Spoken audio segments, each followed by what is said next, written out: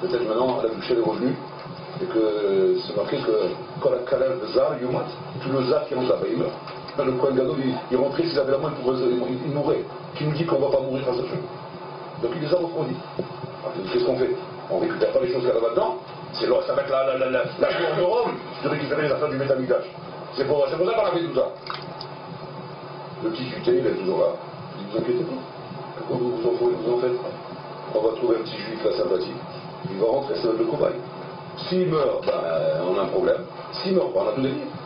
Qui c'est qui va vouloir faire ça? Il dit le passé, le Samuel Gita. Ah, super. Putain, comment on n'a pas pensé à lui? C'est le rachat du dos, le Samuel Gita. Ils ont attrapé le Samuel Gita à la montagne. Ils ont dit écoute, tu n'es pas rentré là-dedans, ce que tu prends en premier, c'est pour toi. Tout le reste, c'est pour nous. Bien sûr que je rentre. C'est pour moi, vous êtes sûr, hein. Des témoins, très bien, c'est ça. Ils rentrent, ni ni dehors, ils foncent. Histoire avec quoi que la ménora sur le dos. Il regarde le paquet là-bas, l'officier. Il dit attends, tu es malade, toi? La ménora, tu plaisantes? La ménora, c'est ce qu'on attendait. C'est ce qu'on va graver là sur la du triomphe de Rome. Tu plaisantes? La ménora, tu vas prendre? Rien à voir casser. Laisse ça ici, tu rentres maintenant, ouais, tu prends quelque chose pour toi, et après c'est le reste pour nous. Mais la ménora, tu touches pas. Allez, vas-y. Il ne veut plus rentrer. C'est Michel qui a dit à ce moment-là. Ça ne suffit pas que j'ai énervé mon créateur une fois, je crois que j'ai la force de l'énerver une deuxième fois. Je dis go, c'est ton problème. Toi, tu es fatigué, tu me fais une farce. Tu blagues avec vous. C'est vraiment l'achat, toi. Hein. Tu pousses pas le vice. Allez, rentre, ça va, c'est bon. On te donne 3 ans de tort d'émissine. Et vas-y. Change pas, si tu aimes, fais ce que vous voulez de moi. On dit quoi? On fait ce qu'on veut de toi. Tu sais ce qu'on peut faire de toi? T'amuses pas à nous chatouiller. On peut se faire souffrir énormément. On va pas te tuer comme ça. On va te faire souffrir. T'amuses pas à ça, rentre. Fais ce que vous voulez de moi. Je n'énerverai pas mon créateur. Ils l'ont pris à Otaï. Ils l'ont attaché sur des barres en bois. Ils ont commencé à traîner dans toute la ville. Son corps s'est décomposé monde par monde. Monde par monde. Il n'arrêtait pas de crier sur toute la route. Oh lui! Chirassier Boli! Oh lui! Il n'y a pas moyen d'arrêter chaque minute. Le fascisme sur l'île Chirassier. Makara. Machat. Est-ce que l'homme peut comme ça, à Otaï, en un instant arriver à la madriga de Rabbi Akiva? Il arrive à la madriga de Rabbi Akiva.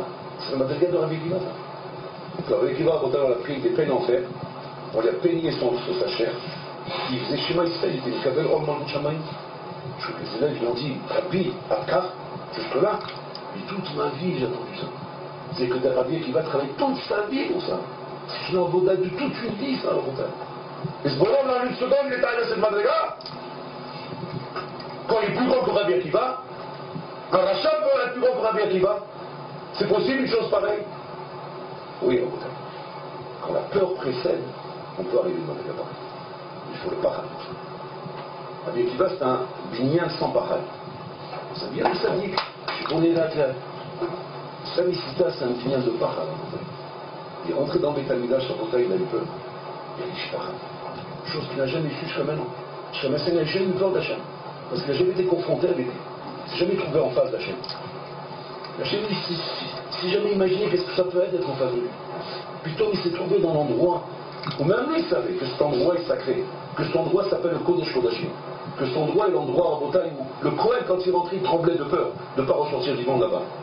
Et puis Tom, il s'est trouvé en face de ça. Il a connu une fois dans sa vie la peur. Parade. Parce que l'endroit en Bretagne, cet endroit-là, émane de la peur. Et la peur là-bas, naturellement. Il a senti cette peur. Et après qu'il a senti cette peur à Bretagne, il a vu comment Hachem l'a épargné. Il a laissé en vie. Là, il s'est attaché à Hachem d'une manière assommante. Il a atteint en un instant la madriga de Rabbi Akiva. Et ça, pour ça, il est prêt à mourir. Voilà ce que Hachem veut du monde. Hachem veut atteindre ça dans le monde à Bretagne.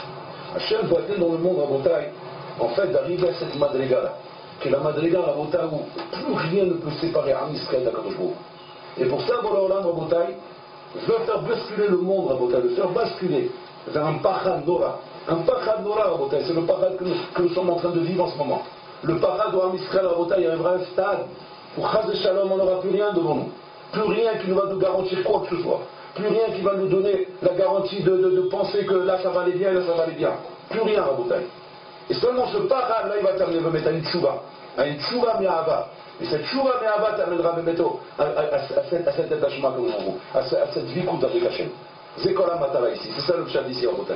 Qu'en fait, Hachem demande le parade pour nous préparer au jour de Kippour à la Neila. Et que si réellement je le parade, je vais travailler. C'est-à-dire que j'ai réellement eu peur, dit Omadine. J'ai réellement eu peur pour m'installer une tchouva. Et je suis arrivé le jour de Kippour à Botaï. Et qu'au moment de la Neila, tu prononces les mots Chotmenu lechaim. Chotmenu lechaim. C'est qu'à ce moment-là, tu demandes à Kajbourou de te sceller dans le livre de vie. Pas seulement de t'inscrire, de te sceller. Et comment tu as la force de demander? Parce qu'à part Ratchili, Nathan, il dit que m'a donné la force de m'attacher encore plus à toi. À l'image d'un enfant à Botaï. Quand un enfant a peur, il n'y a qu'une personne qui désire rencontrer, c'est son père. On me raconte que Maguette Djoumna, il raconte une histoire d'une flamme. D'un papa qui s'est promené avec son fils dans la forêt. Et puis, il a perdu son fils. Il était comme un fou. Il voyait la nuit tomber. Il s'est dit dans la forêt, il y a des hayot à la haute. Ils vont le dévorer, ils vont le manger. Comment je vais faire? Et la nuit est tombée. Il ne trouve pas son fils. Mais il ne se décourage pas, le père. Il continue à tourner dans l'obscurité, en train de crier et d'appeler son fils. Et puis tombe son fils, il tombe, il le voit, nez à nez devant lui. Et là, le père, il lui met une gifle. Il le gifle. Tellement le régèche, comment il a débordé. Et l'enfant, à ce moment-là, au lieu de se révéler, au lieu de crier, au lieu de dire papa, tu n'as pas honte de me gifler, c'est ça qu'il fallait me faire maintenant. Tu m'as retrouvé, c'est pas l'essentiel. Au lieu de ça, Rabota, il embrasse son père encore plus fort. Et vous savez pourquoi il aime son père très fort? Par rapport à cette gifle qu'il a donnée là. Parce que cette gifle, Rabota, elle ne représente pas un coup maintenant. Elle représente Rabota ah, je t'ai retrouvé. Je t'ai retrouvé, Rabota. C'est ça le lien. Donc c'est ce qu'il fait pour le Olam. Rabota,